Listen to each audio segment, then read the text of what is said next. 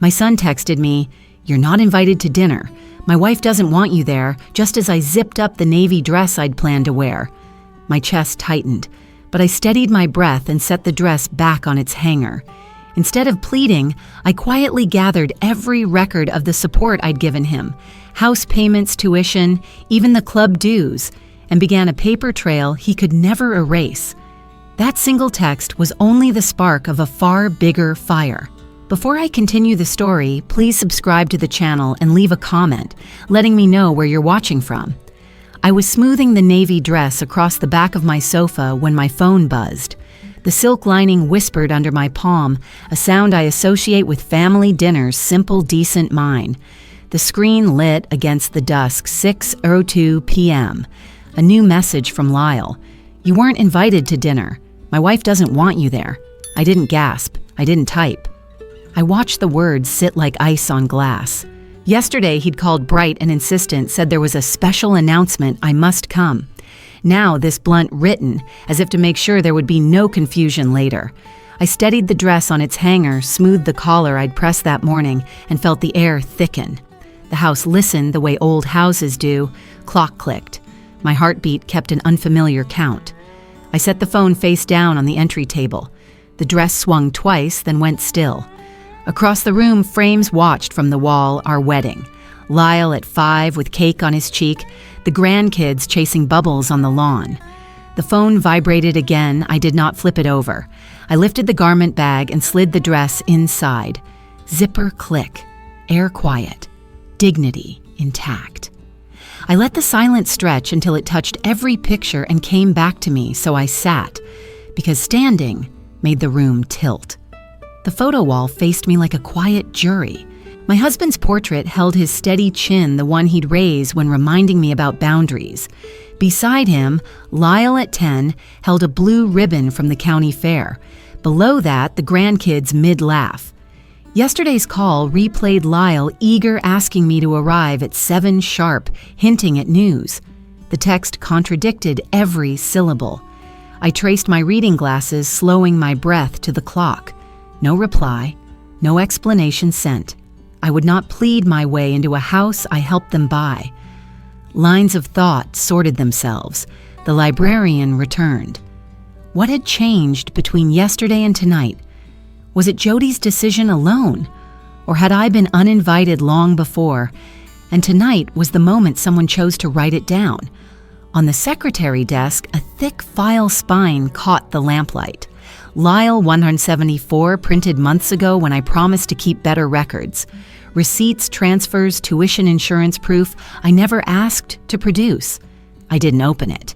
I placed the glasses beside the folder and felt the small weight of restraint settle in my chest. The room grew orderly inside my head while my hands lay still. The frames kept silent. Light pooled on glass, underlining faces, as if the house were taking minutes I need later. The brochure lay half-tucked beneath my phone, a rendering of the townhome Lyle and Jody closed on in February. Open-concept quartz counters a patio with string lights, the promise of easy weeknight dinners. I had wired what we all called a seed, a gift, to help them start. I had not asked for keys schedules or seats saved at a head table. I asked for ordinary kindness. I slid the brochure free, then tucked it beneath the folder aligning corners until the stack matched my breathing. Space and money, I reminded myself, always marry even when families bicker. Call it a donation, call it love, either way it was fuel. And tonight, I was told to stay away from the table set by that fuel.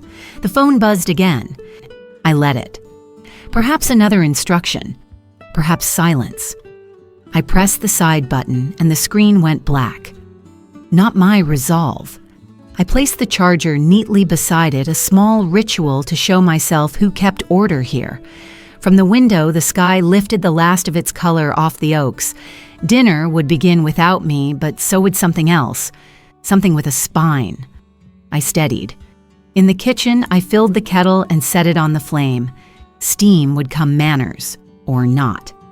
I laid a notepad on the counter and uncapped a pen. No texts sent, no calls placed. I wrote a single line, respect first, then conversation.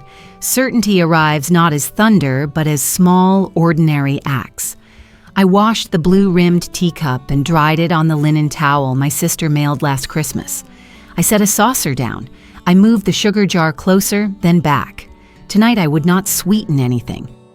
The ritual steadied my hands. I carried the cup to the desk and drew the folder to the center blotter. Tomorrow, 9 a.m., the opening hour of my audit.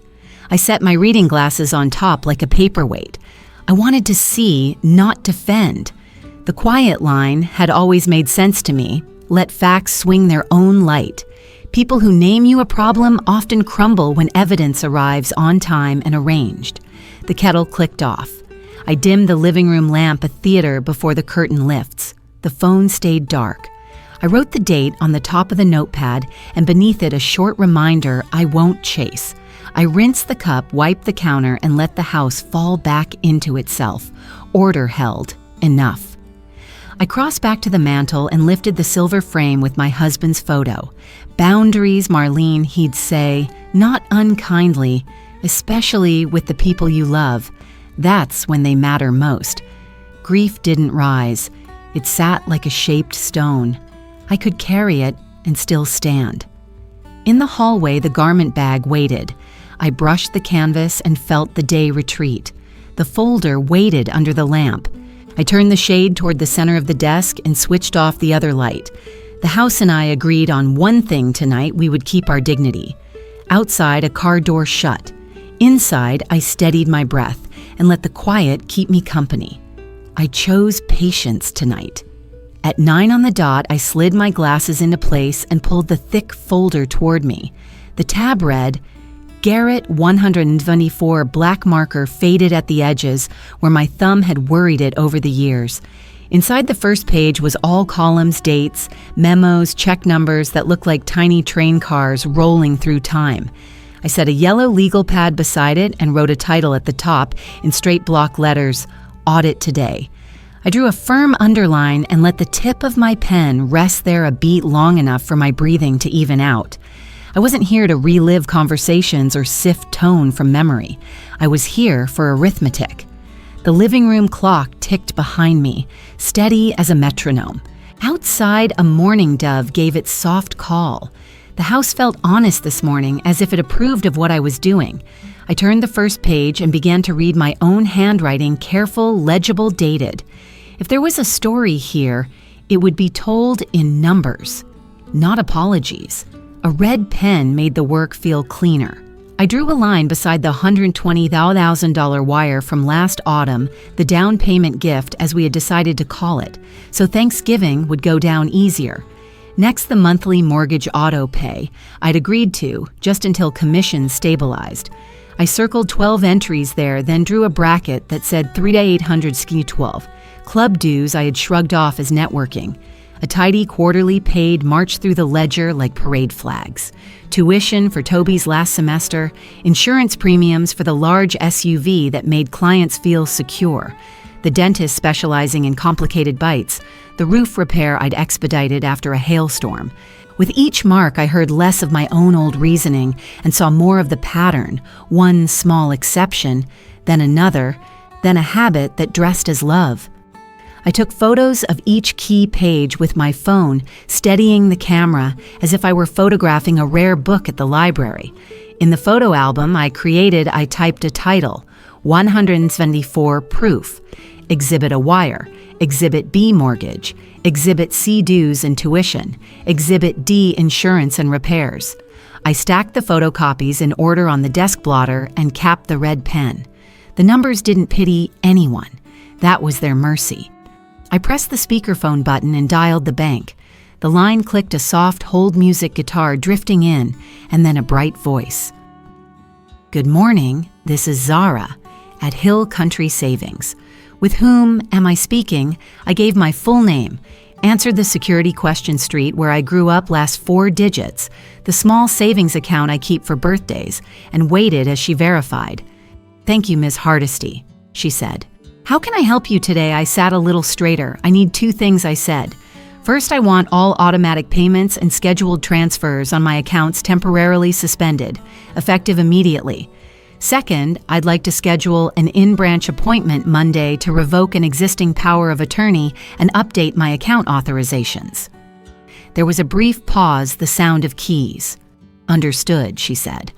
I can place a temporary suspension now. You will receive text confirmations for each category. For revocation of the POA, we'll need you in person with ID. I have availability at 11:30 a.m., Monday at our Lakeline branch. Does that work? It did. She read a case number aloud, and I wrote it at the top of my legal pad, underlining it twice.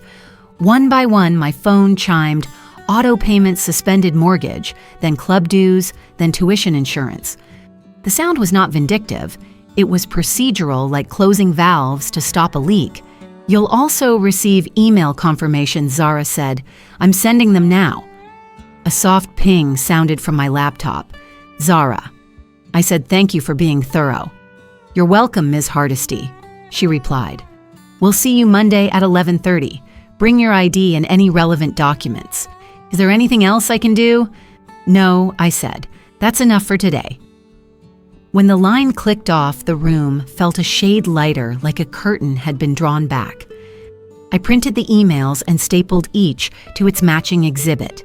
On a fresh manila divider, I wrote suspension today and slid the stapled packet into place behind the older ledger pages. The folder closed with a satisfying thickness.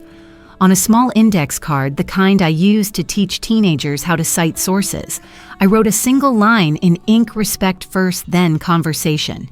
I dated the corner and set the card atop the folder as if it were a header for the next chapter of my life. I carried the stack to the file cabinet but stopped halfway and returned to the desk. No, it belonged right here in sight, not away in a drawer. I set it squarely in the center and aligned my glasses on top. I reached for the red pen once more and wrote today's date on the folder's tab, then for my own quiet humor, added a small check mark. The habit soothed me the same way balancing the library's quarterly report used to, when we closed out line items and knew the shelves would be paid for and the lights would stay on. This wasn't anger. This was maintenance. On the coffee table lay the glossy brochure of the townhome, the staged photographs all glass and river light. I tucked it into the back pocket of the folder, not to hide it, but to let it live where the truth now did. The kitchen filled with the warm, ordinary smell of coffee. I poured a mug and stood by the window while the first cicada of the day began its slow electric hum somewhere in the live oak. The phone face down on the desk stayed quiet. I didn't flip it, didn't check for a text that would make me soften or second guess. I opened a small spiral calendar and wrote Monday's appointment in a neat hand, Lakeline Branch, 11:30 a.m., POA revocation. Below it in pencil, I added call attorney. No name yet, no drama, just order. I carried my coffee to the chair by the window and let the silence sit with me like an old friend who didn't need to fill space with words. The kettle hissed on the stove and clicked off by itself. I smiled at the good sense of machines. The morning had been full but not loud. My hands were still. Somewhere down the block, a lawnmower started a reminder that everyone in their own way tends a boundary. I looked once more at the card on the folder, 5 words steady as a plumb line. Respect first, then conversation. In the past, I had tried the inverse conversation that hoped to purchase respect. It had never worked. Monday would bring signatures, a little raised seal that looks like a pale moon in the corner of a page, and the comfort of knowing I had set my affairs to match my values. I took a sip of coffee and let the bitterness sit on my tongue before it mellowed. The house breathed with me, its small sounds kind.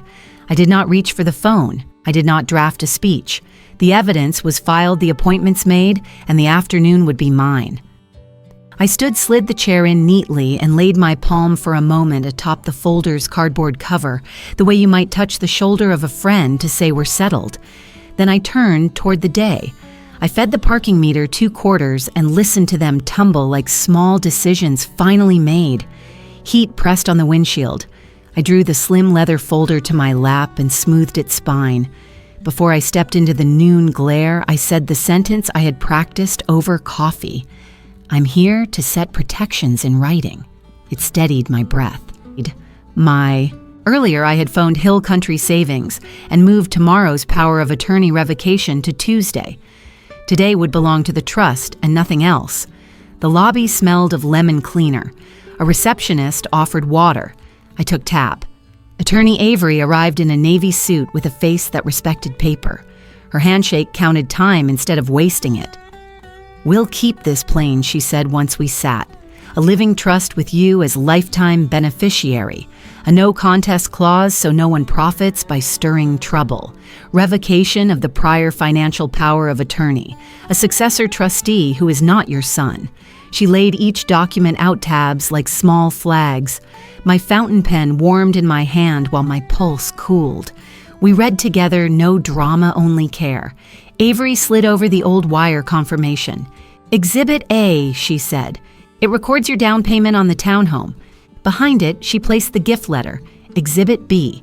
We did not use the word leverage. We used the word record. "Do you wish to disinherit him entirely?"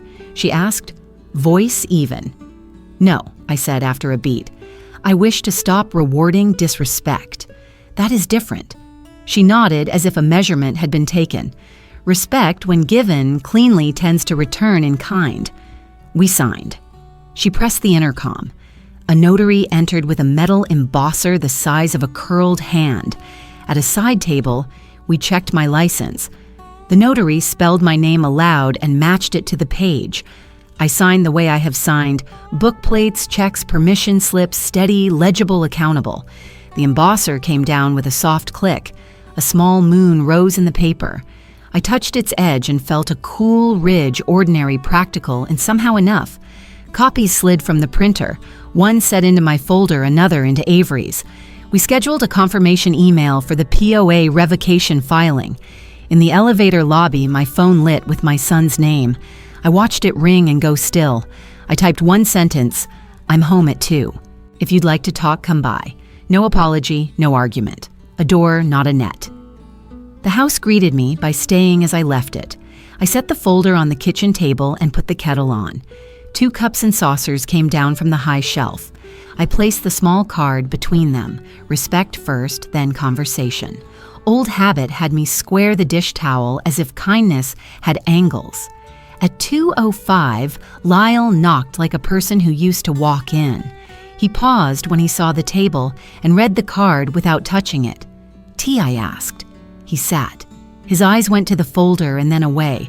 Our cat performed his inspection and left us to our work. I read his message aloud once, like posted hours on a door. "You weren't invited to dinner. My wife doesn't want you there." "That sentence is true because you wrote it," I said. The words no longer bruised. They arranged the room. "I won't argue with a sentence you sent." "It was a misunderstanding," he said. "Jody, things are complicated." "I don't doubt it," I said. "Marriage is a moving target. So is adulthood. I'm not here to discuss your spouse. I'm here to discuss my behavior."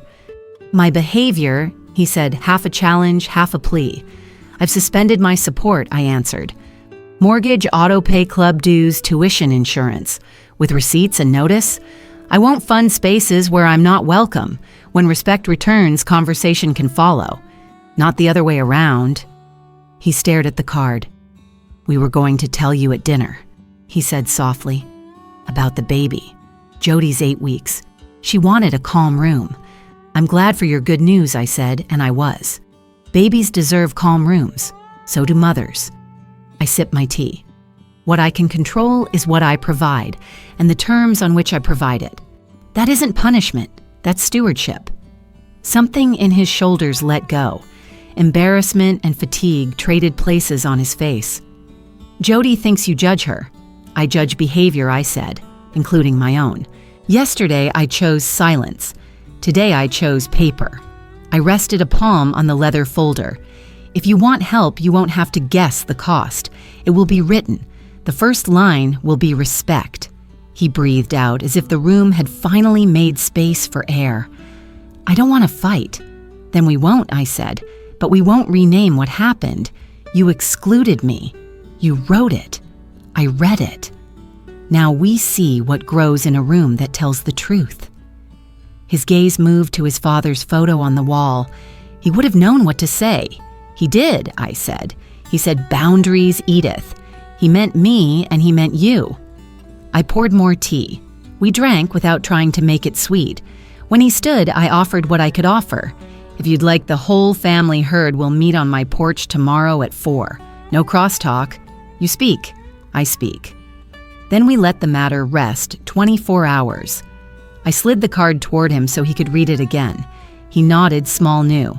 At the door, he paused. "Mom," he said, "not to ask or defend, only to name me." He left with quieter footsteps than he'd arrived. The Texas light slanted across the porch boards. I gathered the cups and set them in the sink. The house kept its dignity with me. In the quiet after I opened the folder, just enough to see the raised seal catch a stripe of sun. I closed it again. Some lines are better felt than displayed. Tomorrow could bring noise. Today had given me a clean table. At 4 o'clock, the light slanted across the porch rail like a ruler laid on a page. I set a small pitcher of iced tea and 2 heavy glasses on the table that faces the street. The brushed metal sign beside the door read what it has read for years, too small for strangers, large enough for family respect first. I wiped a circle the size of a saucer in the table's grain and set my handwritten card in the middle, then moved it back inside. The rule didn't need props to stand, it only needed me to keep it. On the little bench by the threshold, a shallow wooden tray waited for phones. The house was quiet the way a courtroom is quiet before a judge walks in. Car doors shut at the curb. I heard Lyle's voice in that soft, loud tone he uses when he wants peace to arrive ahead of him. Jody's heels clicked on the path. I opened the door before they could knock. Lyle. Jody. I said the way I say the names of patrons I recognize from the library, welcome, known, not familiar enough to presume. I stepped back so the door frame could frame the next choice. Devices in the tray, I said. Airplane mode. Lyle glanced at Jody, then set his phone down. The small thud sounded like someone agreeing to terms. Jody's look traveled from the tray to the sign and back. "Is that necessary?" she asked, immaculate, in a pale dress that belonged to a room with air conditioning and someone else carrying the plates. "It is the rule of this porch," I said, and I lifted one finger toward the brushed metal. She held my gaze long enough to test whether I would blink. I didn't. She set her phone down with a touch too careful to be casual. The silence that followed had oxygen in it. We walked to the chairs. I keep one chair an inch back from the table. It's an old habit from hosting book clubs with big personalities an inch that says, "You may join the circle, and the circle will not chase you." I sat first not to dominate, but to anchor. Lyle started with Mom last week. I raised my hand the way I have in parent-teacher nights and city council hearings. We use complete sentences, I said, even and warm and present facts. He blinked. He is a good man made clumsy by divided loyalties. I sent a text that was wrong, he said. I shouldn't have done that. You did, I said. It changed what I finance and what I don't. I poured tea. Ice clicked. Our shadows lengthened like calm tailing us across the boards. We felt judged, Jody said. She sat straight, but her fingers worried the hem of a napkin. There's been a lot of stress, work, the pregnancy. We wanted to control the room. I judge behavior, I said, including my own. Your text named exclusion. My boundary names dignity. I'm limiting what I pay for. I am not limiting whom I love. The tea was strong. I handed each of them a glass. Jody lifted hers but did not drink. She tried again. It was a misunderstanding. The sentence was not, I said. I didn't lift my voice or load the words. I slid the extra chair back 1 inch more. Neither of them noticed the scrape, but I did. You told me not to come. I did not. That created information about the house I help hold up. Jody flushed. We were going to tell you the news at dinner. It would have been special. And now everything feels adversarial. Adult, I said. It feels adult. Adults set terms for participation that keep life healthy. When those terms are not met, they step back without dramatics. Lyle cleared his throat. We want you in our life, he said. We do. But sometimes it feels like you're evaluating us. I am. kindly, I said. And I invite you to evaluate me, kindly. The rule prevents us from doing it on a screen at speed, with our worst selves holding the keyboard. I tipped my head toward the tray. You agreed to that the minute you put your phones down. Jody's eyes cooled, then steadied. So, what does this look like going forward? I pointed to the small sign. Scheduling invitations and requests will be written clearly and respectfully, I said. If they are not, we will not meet. If they are, we will, even when the subject is hard. I won't argue about tone after the fact. I will enforce tone before the conversation begins. That sounds like an ultimatum, she said. It is a policy, I said. Policies save families from ultimatums. She looked out at the street. A jogger passed with a dog that stopped to drink from the strip of shade along my hedge. I don't want you cut off, she said quietly. I want the baby to have all grandparents. The baby will be loved, I said, and will learn what love looks like when it's tired. Which is this: no shouting, no name-calling, no payment for rooms that shut the door on the person paying. I took a slow breath. We don't need to agree today. We only need to understand how this porch works. Lyle relaxed by an inch I could see and another inch I could feel. He drank his tea. I can do clear, he said. I can do respectful. Then we're closer than we were, I said, and the sun, as if to agree, found the brushed letters and laid a band of gold across the word first. Jody set her glass down with more care than before. I'd like a full talk tomorrow, she said, so everyone feels heard. My sister, maybe her parents on speaker. It's better if people say what they need to say. On my porch, I said, phones in the tray, one person at a time, no recording. We'll speak for an hour and then stop for a day. I stood, and so did they. We walked back toward the tray. I held the door and we did the small choreography of retrieving devices without re-entering their spell. At the threshold, I touched the metal letters with the back of my hand, like a person checking a skillet. Respect first, I said. Then conversation. Lyle's eyes were damp.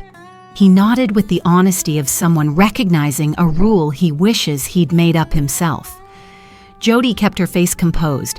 There was calculation there, and also some softened edge I chose not to mistrust yet. They stepped onto the path. The late light threw the long shadow of the porch column down the walk like a second rule following the first. When their car turned the corner, the house exhaled.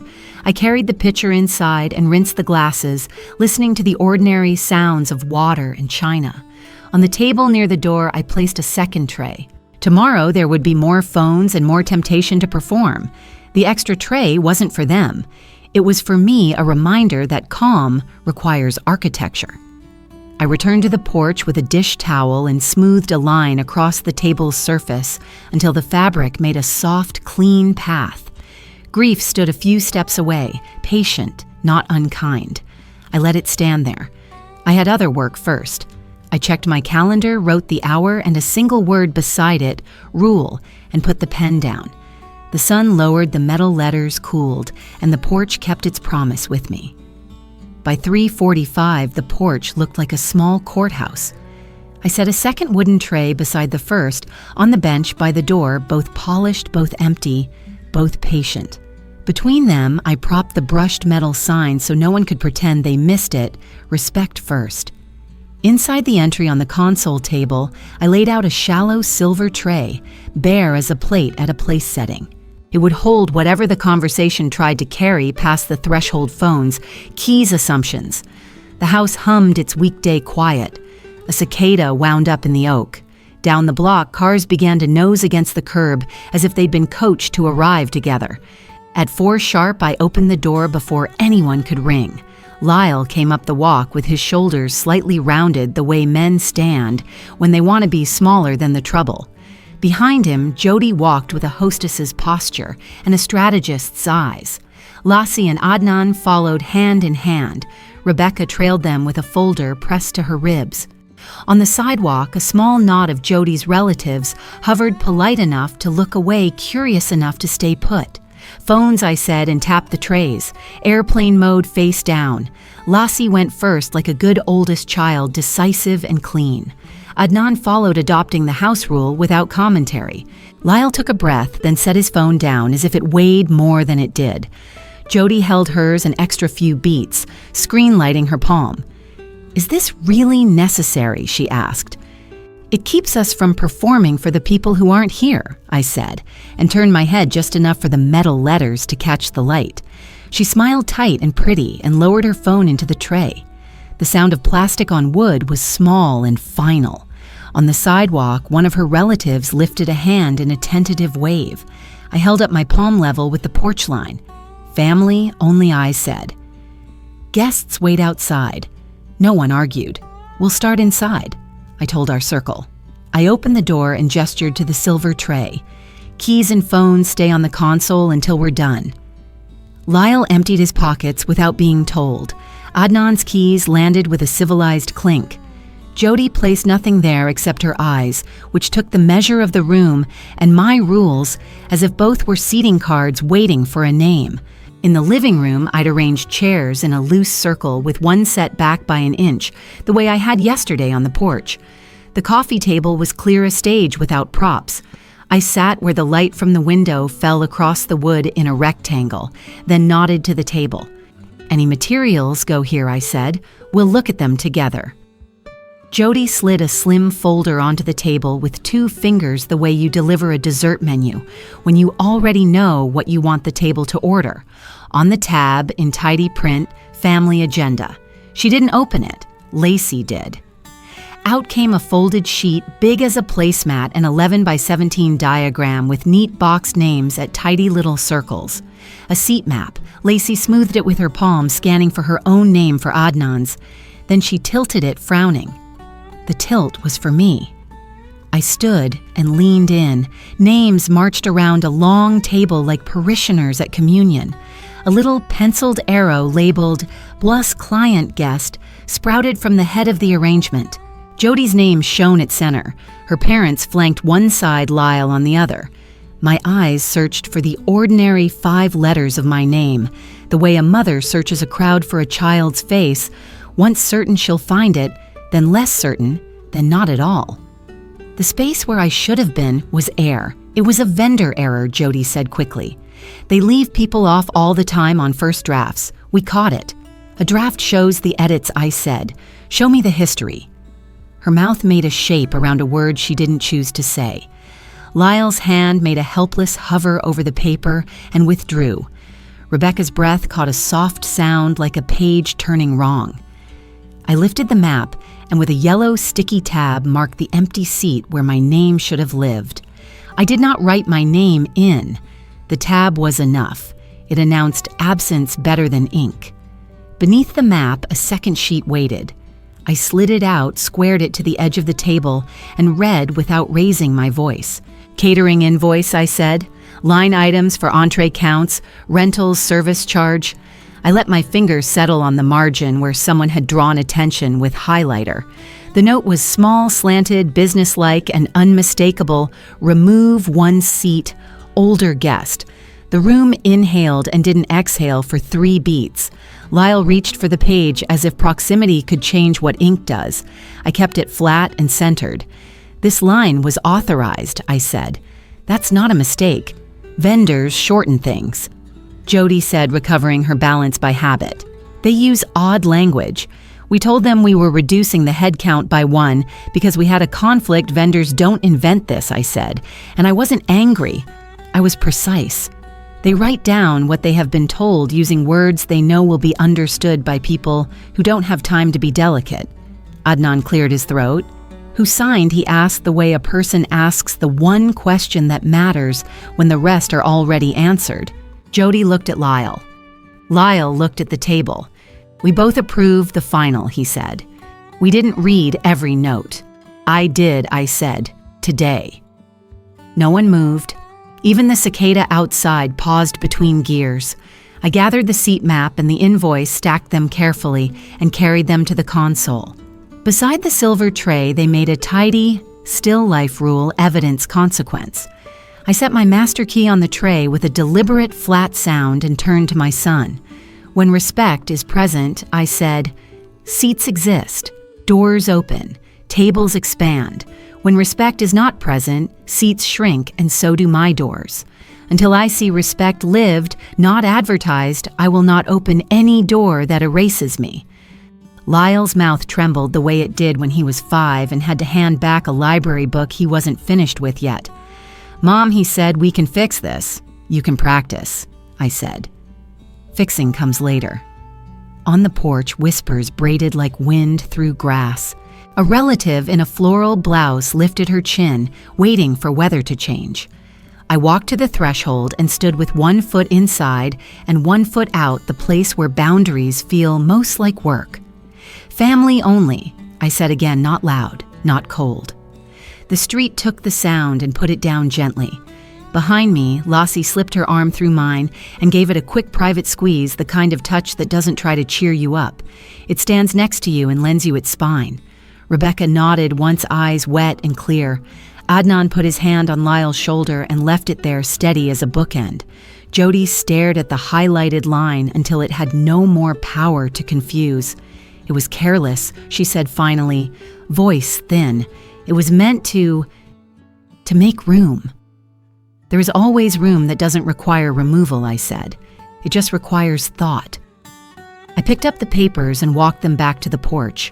Under the light fixture, I slid the seat map into a clear sleeve and placed the invoice on top, the yellow highlight bright as a warning sign.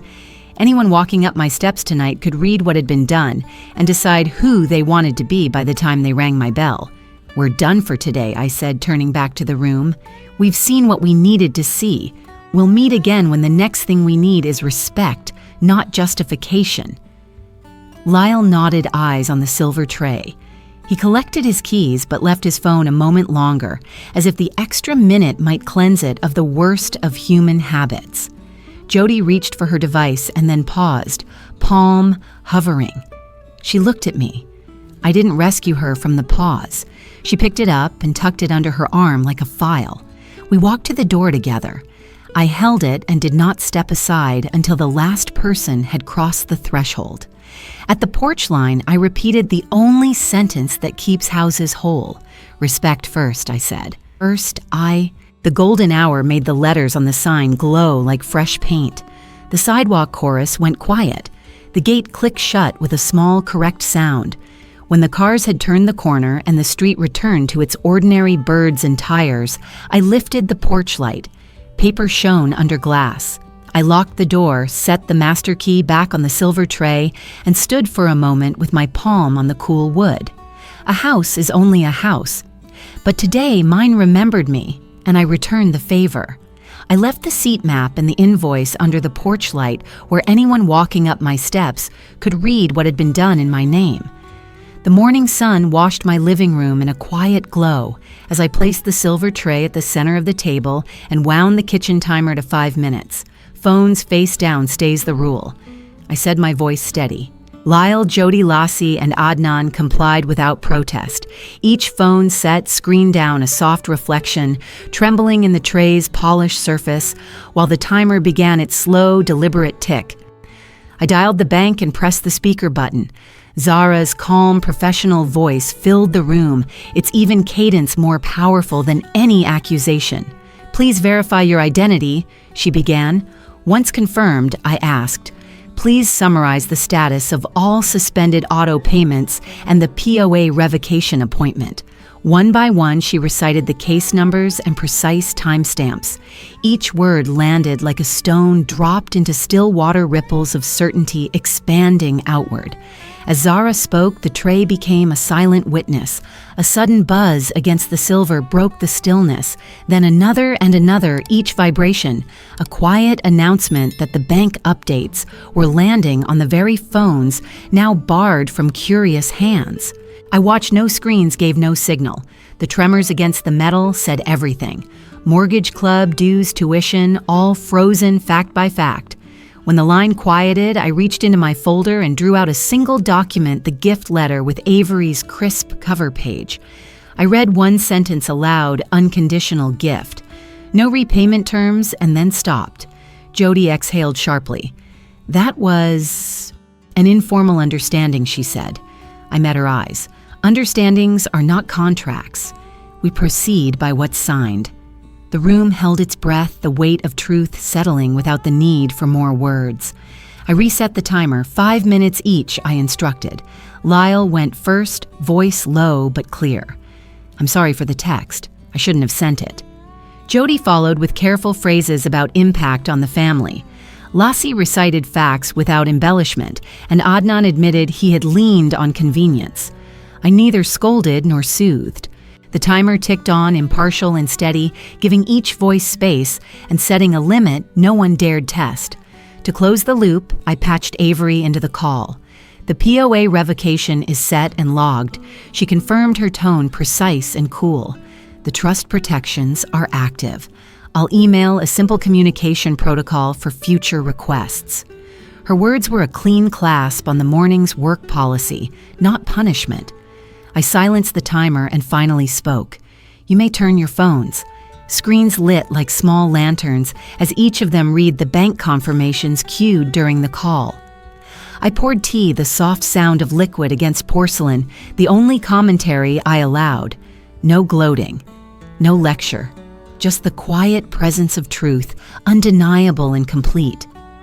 When the last vibration faded into stillness, I gathered the papers and carried them to the porch, placing them beneath the light where anyone passing could see. Some truths don't need my voice. They only need daylight. I switched on the porch light just as the evening settled over the quiet street. The stack of documents from yesterday rested beneath its glow, each page edged in silver light, like a silent notice to anyone who approached. I checked the Ring camera's battery and adjusted the angle until the lens caught the entire entryway. The house smelled faintly of tea, and the warm glow at the porch felt both welcoming and firm. This was my line in the sand. Inside the dining table waited with my slim leather folder. I dialed the country club and asked for Ms. Harlan, the manager. My voice stayed even as I explained that I was removing every family add-on from my account and canceling the dues I had carried for years. Please send me confirmation for the ledger, I said. She did, and I clipped my membership card in two with steady hands before sealing the halves in an envelope. No bitterness, only clarity. At 7:10, the Ring camera chimed softly. On the live feed, Jody appeared with two of her relatives, whispering at my door. She tested the handle, then leaned toward the camera with a carefully neutral smile. We just want to leave a note, she said, as if the microphone itself could be persuaded. They posed briefly a tableau of calm that fooled no one. I tapped the screen to save the clip, labeling it with date and time proof of boundaries tested. Morning light spread across the driveway as I walked to the mailbox. 2 window envelopes waited, one from an insurance company, another a mortgage reminder, both addressed to Lyle and Jody. I did not open them. Instead, I flagged the clear windows with bright, sticky tabs and logged the dates on my yellow legal pad. These were not my problems to solve, and the system, not I, would speak next. Around 10, Lacey stepped onto the porch. Her eyes found the papers under the light. "Can I see the club email?" she asked softly. I handed her my phone. She read the confirmation and let out a long breath. "I'm not here for money," she said, placing her phone face down in the silver tray without a word from me. In that simple motion, she honored the porch rule and the quiet respect it carried. I felt a quiet tenderness she had chosen, dignity over pressure. Later, I listened to Lyle's voicemail the lender had called. Jody's text followed, marked urgent. I prepared 2 certified mail envelopes, slipped the unopened insurance and mortgage notices inside, and sent them on to their address with a neutral note. For your action, no commentary, no rescue, just the facts returned to their rightful owners. By late morning, I added the Ring clip to the 174 proof folder and wrote a single line in my neat hand, "When respect returns, doors open." Steam rose from the kettle as I poured tea for Lacey, the house around us calm and sure of its own rules. Saturday began with a quiet breeze that carried the scent of cedar across the porch. I laid the new deadbolt kit beside a screwdriver and checked the Ring camera's green blink. By 8 o'clock, the lock clicked into place with a final certain turn. On the kitchen counter, I set a blank sheet of paper, headed "Mortgage Help Steps, No Cash, Just Clarity." The first line of a resource list that would hold solutions without checks. A half hour later, Lacey texted a link. I opened it in the study. Jody's realtor profile gleamed on my laptop screen. A highlighted paragraph called their house a solo milestone, a triumph achieved with her own dedication and savvy planning, a sentence that scrubbed every trace of the down payment I had wired. I printed the page, flagged the offending paragraph with a bright yellow tab, and wrote in the margin, "Story facts." The sting lasted only a breath before clarity settled in. At 9, the phone rang. Mr. Kemp from the HOA spoke in a careful tone. Someone had requested to temporarily add me as a gate code guest to Lyle and Jody's community. The aim was to prove I visited often, an image to polish their narrative. I confirmed no such request and asked that the authorization be revoked and logged. We traced the IP in time.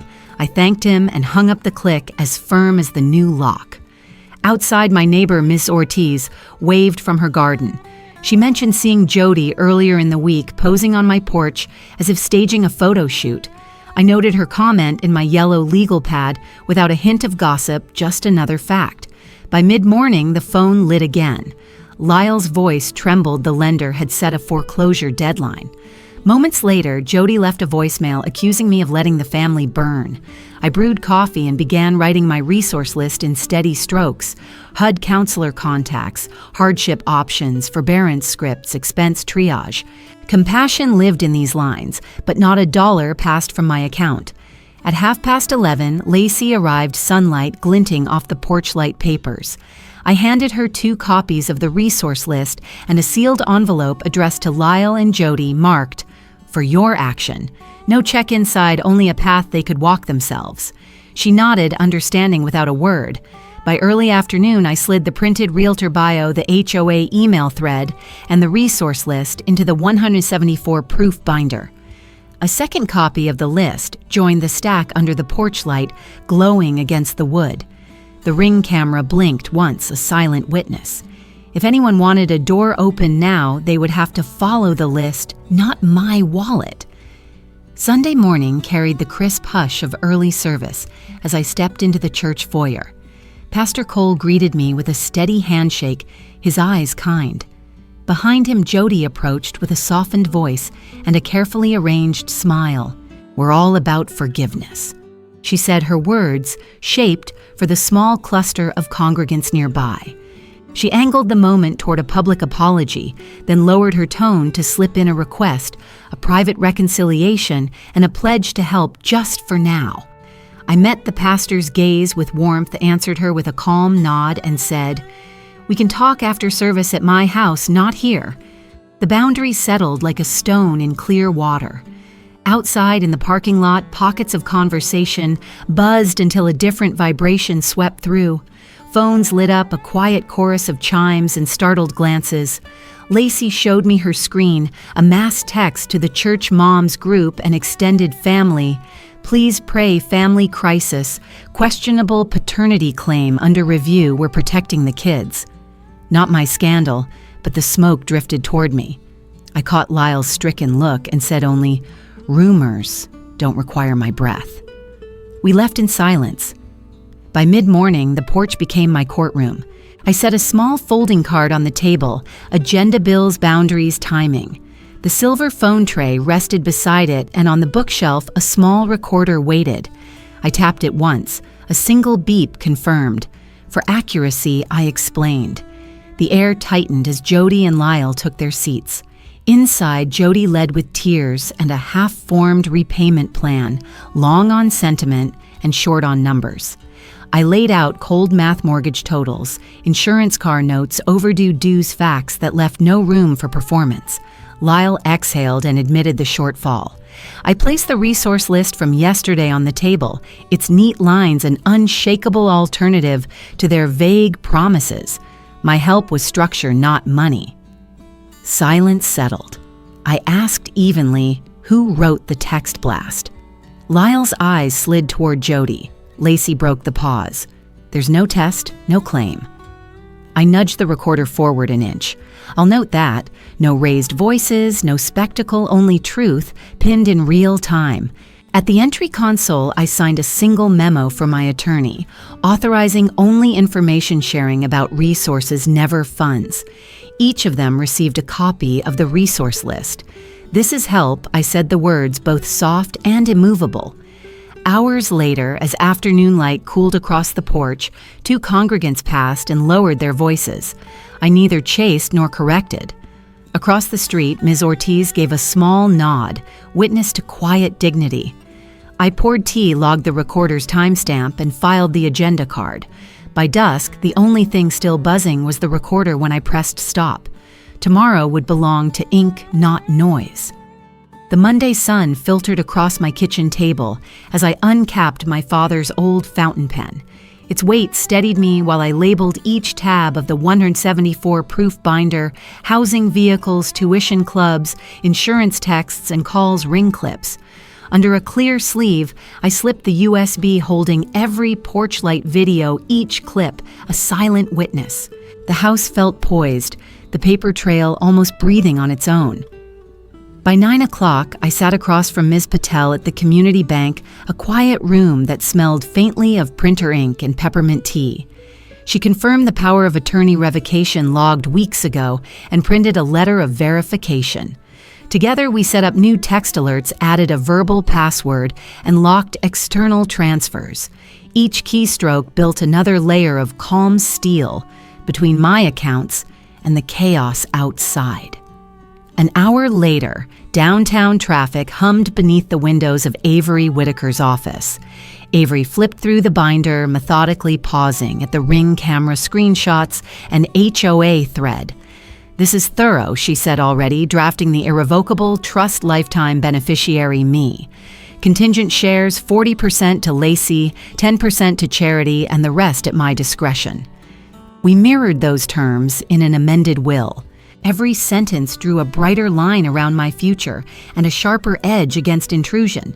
Before I left, Avery composed a letter addressed to Lyle and Jody. Her tone stayed civil, almost warm, yet the content was unmovable. All communication to pass through counsel. Any attempts to misrepresent finances would be documented and addressed. Paper speaking for me, so I wouldn't have to. At the post office just past noon, the clerk stamped green certified mail cards as I sent 3 envelopes bank confirmations to my own home file, Avery's letter to Lyle and Jody, and a duplicate packet to myself for the chain of evidence. Each thud of the stamp felt like a heartbeat settling. Back home, 2 voicemails waited, Lyle's voice halting, Jody's sharp. I logged the times on my yellow legal pad, saved the audio files to the proof binder, and replied with a single email containing only Avery's contact information. No explanations, no openings. Late afternoon, I reviewed the trust draft once more, the paper crisp beneath my hands. I slid 1 sealed counsel letter beneath the porch light with a simple label, "For receipt only." Lacey texted a small heart and the words, "Proud of you." I sent back a single heart emoji and let the quiet hold. Tea steamed beside me, the Ring camera blinked its steady green. By nightfall, every page bore a stamp, and every call had a channel. Tomorrow, the ink would meet a notary's seal. Tuesday morning opened with quiet intent. At the credit union's notary desk, I sat in a chair that didn't wobble the trust, and amended will laid neatly before me. My father's fountain pen glided across each page, while the notary verified IDs twice. Avery stood beside me, her presence a steady witness, as every signature found its place, and the notary's raised seal pressed down a visible conclusion to weeks of careful preparation. By mid-morning, we were at the county clerk's counter.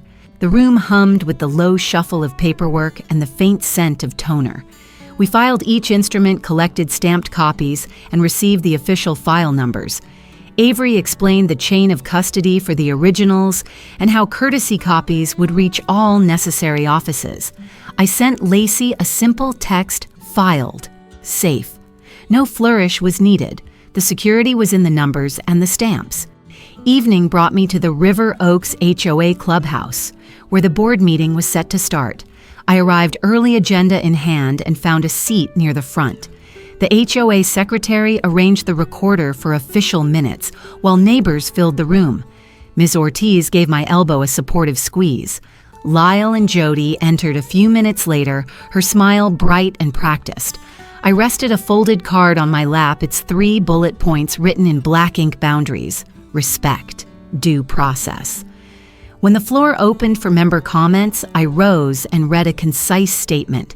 I explained that the trespass and safety letter circulated about me reportedly at Jody's urging, conflicted with Ring camera footage and payment records. Avery cited the HOA bylaw requiring a formal retraction when a claim is proven false. The chair and secretary conferred, and within minutes the board voted to issue a retraction and apology, entering it into the official minutes. No gloating was necessary. The record itself was the remedy. With the room silent, I added only 3 sentences. I will not be shamed out of a neighborhood I helped my family step into. Future disputes go through counsel. My door is for kindness, not extraction. Lyle met my eyes. Jody looked away. The words were simple policy, not performance. Outside, in the dusky parking lot, Lyle approached alone. "I didn't know it would go that far," he said quietly. I held his gaze. "Then learn how far is far," I replied. "All future contact goes through Avery." He whispered Mom, but I left the silence standing between us and walked to my car. Back home, I slid the HOA minutes receipt and the link to the meeting recording into the 174 proof binder behind the section marked S18. The porch light hummed softly as I capped my father's pen. The neighborhood's rumor now carried a retraction stamp, and the night closed with a quiet, earned peace. Wednesday began with a quiet readiness. In the kitchen, I set 2 cups beside the kettle and placed a folded card on the table: boundaries, respect, due process. Behind me, the thick 174 proof binder rested closed on a chair, present, but no longer a weapon. I sent a brief text to my son, 2 p.m., kitchen. This meeting would be about words with weight, not tea. When Lyle arrived, the afternoon light caught the rim of his glasses. He started with soft generalities. I'm sorry for how things turned out, but I guided him toward specifics: the dinner that never happened, the text that cut deep, the repeated patterns of taking without regard. Then I laid out the kitchen table clause in 4 simple truths. Love isn't credit. Money will not be a bridge anymore. All logistics go through counsel. Respect is the only currency I take. He asked almost timidly about keeping the house. I pointed him toward his own capacity and the resource list already in his hands. He admitted Jody had pushed the HOA letter. I didn't hunt for blame. I only drew the boundary. When he asked if there was a way back, I answered through time truth and no invoices. Minutes after he left, Jody appeared on the porch, her smile precise and practiced. She spoke of neighbors and optics, of doing it for the children. I kept the screen door latched and handed her a sealed envelope from my attorney. "That is the last check you'll ever cash in my name," I said evenly. She began a rebuttal, but I offered only a nod toward the porch camera and the calm words, "Future matters through counsel." She turned without goodbye, the screen door unmoved. Later, under a mild evening breeze, I met Lassie on a bench in the neighborhood pocket park. There were no strategies to discuss, only plans for a June trip to Italy, a watercolor class catalog, and who might water my herbs. She squeezed my hand and said, "You kept yourself." I smiled. Finally. We agreed on weekly dinners that would never become negotiations. As dusk settled, I returned home and placed the HOA minutes link and trust filing numbers in their final sleeve, sliding the 174 proof binder onto a high shelf. The fountain pen was wiped and returned to its case. I set a fresh notebook on the desk labeled simply "After." At nightfall, I carried a cup of tea to the porch and switched on the light. A neighbor waved as moths spiraled in the warm glow. My phone buzzed with a text from Lyle. "I'll call Avery tomorrow," I replied with a single word, "good," then set the phone face down and watched the quiet dance of light and wings. The house felt whole. the door neither slammed nor unguarded a home, no longer an ATM but a place of earned peace. Looking back on every choice I made, I can say, this love stays strong only when respect is real. I learned that setting clear boundaries isn't cold. It's the warmest way to protect both heart and home. Money is never love, and silence isn't weakness. It's space for truth to rise. My story is about holding dignity when family ties are tested and proving that calm action can be more powerful than loud reaction. What about you? Have you ever had to stand your ground with someone you care about? How did you keep both love and self-respect alive? I'd love to hear your thoughts. Drop a comment with the number 1 if this touched your heart, or share the city you're watching from. If this story inspired you or gave you strength, please subscribe to the channel so you won't miss the next journey. Together we can keep learning, growing, and reminding each other that respect is the real inheritance.